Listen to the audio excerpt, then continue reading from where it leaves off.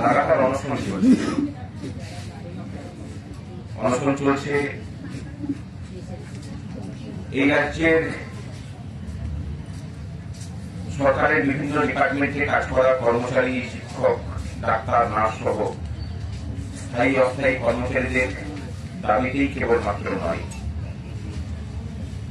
অনশন চলছে এই রাজ্যের ভবিষ্যৎ প্রজন্মের যারা ছেলে মেয়ে, যারা শিক্ষিত হয়েছেন কিন্তু সরকারি চাকরিতে নিজেদের যোগ্যতা প্রমাণের জন্য দিনের পর দিন অপেক্ষা করছেন, কিন্তু এখনো পর্যন্ত সুযোগ পাচ্ছেন না। তাদের দাবি নিয়েও অনশন এবং অবস্থান চলছে এই রাজ্যের ভবিষ্যৎ প্রজন্মের সেই ছেলেটার জন্য। সংবিধান যাকে সুশিক্ষার, সুপরিকাঠামোযুক্ত শিক্ষার অধিকার দিয়েছে, কিন্তু পশ্চিমবঙ্গ নামক রাজ্যে সরকার পরিকল্পিতভাবে সেই অধিকার থেকে তাকে বঞ্চিত করছে। স্কুলে শিক্ষক নেই, পরিকাঠামো দিনের পর দিন ভেঙে পড়ছে। এমন এমন সিদ্ধান্ত নেওয়া হয়েছে যে একদম প্রত্যন্ত অঞ্চলে একটাই মাত্র শিক্ষা প্রতিষ্ঠান, সেটাকে বন্ধ করা হচ্ছে। অনশন এবং অবস্থান চলছে সেই মানুষগুলোর জন্য যারা অসুস্থ হয়ে পড়লে তার চিকিৎসা যোগানোর খরচা তার নিজের নেই। আমরা চাই যে সেগুলোকে ডাক্তার এবং নার্সে করে উঠুক, রাষ্ট্র তার দায়িত্ব পালন করুক। এই চালাতে চালাতে আমরা দেখলাম যে রাজ্যের মুখ্যমন্ত্রী তিনি নিজেই সক্রিয় হয়ে এই শীতের রাতে আমাদের অনশনকারীদের মাথার উপর থেকে আচ্ছাদনটাকে সরিয়ে দিলেন। আমরা কিন্তু খুব খুশি এই কারণের জন্যই যে কর্মচারী, শিক্ষকদেরকে, যে মানুষকে, মানুষের অধিকারকে তিনি এতদিন তার নিজের হাওয়া চক্করের নিচে রেখে দিয়েছিলেন, সেই মানুষের অধিকার নিয়েই তাকে এত ভাবিত হতে হচ্ছে যে দিনে রাতে তাদের উৎখাত করার জন্য তিনি সর্বশক্তি নিয়োগ করছেন। অর্থাৎ এই বঞ্চিত শোষিত মানুষ তারা নিজেদের সামাজিকতাটাকে, নিজেদের শক্তিটাকে এমন একটা জায়গায় নিয়ে যেতে পেরেছেন যে স্বয়ং মুখ্যমন্ত্রী যিনি নিজেকে সর্বশক্তিমান বলে ভাবেন এই রাজ্যে, তারও পথে কাঁটা হয়ে দাঁড়িয়েছি আমরা। রাস্তাঘাটে আমাদের সাথীরা, সাধারণ মানুষ জিজ্ঞাসা করছেন যে আমাদের আচ্ছাদন কবে লাগবে। আসলে ফাঁকা হয়ে যাওয়া আচ্ছাদনটা আমাদের স্পর্ধা আর মুখ্যমন্ত্রীর হেড মস্তকের একটা প্রতিচ্ছবি হয়ে রয়েছে এখানে শহীদ মিনারের ময়দানে। যে অহংকারী শাসক দিনের পর দিন এই রাজ্যের মানুষ, এই রাজ্যের কর্মচারী, শিক্ষকদেরকে পিছিয়ে ফেলে তাদের অধিকার থেকে বঞ্চিত করে শেষ করতে চেয়েছেন, আজকে তাদের কাছেই তার অহংকারের দর্প চূর্ণ হয়ে মাটিতে মিশছে। মাথার উপর ছাদ দিয়েছে, ময়দান ছাড়া কিন্তু করতে পারেনি। এবং মাথার উপর ছাদ দিয়েও যখন দেখলেন যে না, উৎখাত করা গেল না, তাকে ভয় পেয়ে 36-এর মধ্যে অন্তত 4% হাত থেকে খুলতে হয়েছে। মিথ্যা কথা বলুন, কিন্তু বলতে হয়েছে যে 5 লক্ষ পদে আমি নিয়োগ করব, যদিও সেই 5 লক্ষ পদে নিয়োগের জন্য বাজেটে কোনো প্রভিশন রাখা হয়নি। কোন খাত থেকে সেই 5 লক্ষ মানুষের বেতন হবে, বাজেটে তার কোনো প্রভিশন নেই। অর্থাৎ আমরা ধরেই নিতে পারি যে ওনার লক্ষ লক্ষ মিথ্যার মধ্যে এই 5 লক্ষ কর্মসংস্থানটাও আরেকটা বুঝুকি ছাড়া অন্য কিছু নয়। লড়াইটা আমরা চালিয়ে নিয়ে যাচ্ছি। লড়াইটা চালাচ্ছেন আজকে 22 দিন ধরে না খেয়ে থাকা আমাদের 3 জন সাথীরা। সুমিত নায়ক, নৌশের চৌধুরী এবং শুভঙ্কর ব্যানার্জি। যতদিন যাচ্ছে তাদের স্পর্ধা বাড়ছে, যতদিন যাচ্ছে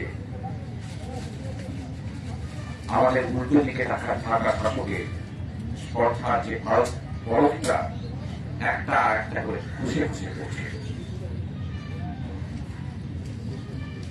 এই একটা আন্দোলন এমন একটা জায়গায় গেছে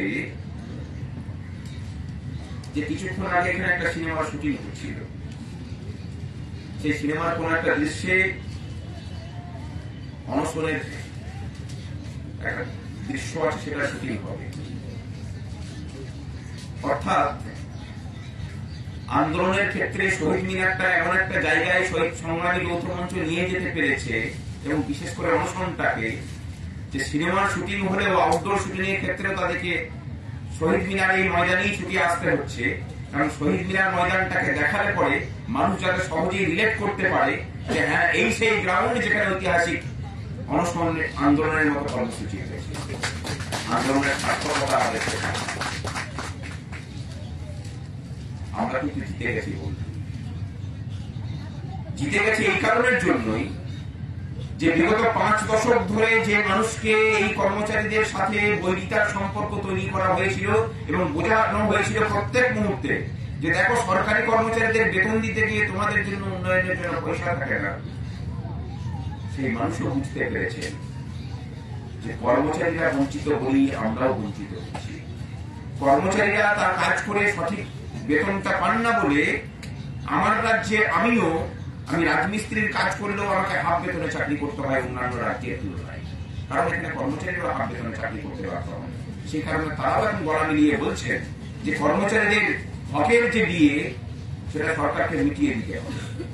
আমাদের মঞ্চে এসে বলছেন যে আমরা আপনাদের পাশে আছি। বিগত 5 দশকের যে ষড়যন্ত্র, একটা বছরে নিরন্তর লড়াইয়ে সেই ষড়যন্ত্রকে আমরা ছিন্ন করতে পেরেছি। মানুষ বুঝতে পারছেন জাতপাত সাম্প্রদায়িকতা এই রাজ্যের সমস্যা নয়, এই রাজ্যের মূল এবং মুখ্য সমস্যা এই সরকারের দুর্নীতি। কিছুক্ষণ আগে পিএইচই ডিপার্টমেন্টের কর্মচারীরা এসেছিলেন, দুর্নীতির খবর শুনলে তারা মাথা খারাপ হয়ে যাবে। কি কাজ করেন তারা? বাড়িতে বাড়িতে জল সাপ্লাইয়ের কাজ করেন। হ্যাঁ, যে জল না হলে পরে আপনার আমার জীবন ঠিক হবে না। জল জীবন মিশন কেন্দ্র সরকারের একটা প্রজেক্ট, যদি খুব ভুল বলে না থাকি 75-25 এর ভাগ, কেন্দ্র 75 ভাগ দিচ্ছে। সেখানে জলের সাপ্লাইয়ের জন্য যে পাইপ দেওয়ার কথা, তার জায়গায় যে পাইপ দিয়ে জল সাপ্লাই করার ব্যবস্থা রাজ্য সরকার করেছে, যেটা আমাদের কনসিল ওয়ারিং এর জন্য আমরা ব্যবহার করি আপনার আমার বাড়িতে, যার মধ্যে সীসা থাকে, বারদ থাকে, অন্যান্য ভারী ধাতু থাকে, তাহলে সেইগুলো যদি জলের সাথে মেশে পশ্চিমবঙ্গের ঘরে ঘরে ক্যান্সার হতে খুব বেশি দিন সময় লাগবে না। জল শুদ্ধিকরণের জন্য মোটামুটি 6 রকমের কেমিক্যাল দিয়ে জল শুদ্ধিকরণের কাজ করতে হয়। এখন একরকম কেমিক্যাল সাপ্লাই হয় না, এমনকি ক্লোরিনটাও সাপ্লাই হয় না ঠিক মতো। আগামী দিনে এই প্রজেক্টে যে দুর্নীতি চলছে, সেটাকে নিয়ে আমরা প্রেস কনফারেন্স করে সমস্ত তথ্য তুলে ধরব। এই লড়াইটা এই সরকারের আপাতমস্তক দুর্নীতির বিরুদ্ধে লড়াই। এই লড়াইটা কেবলমাত্র বিয়ের নয়, এই লড়াইটা তার থেকে অনেক বেশি করে এই রাজ্যের মানুষ যাতে তার শ্রমের মূল্যমানটা সঠিকভাবে পান, তার প্রতিষ্ঠার লড়াই। এই লড়াই চলবে, এই লড়াই যত দিন যাবে তত বাড়তে থাকবে।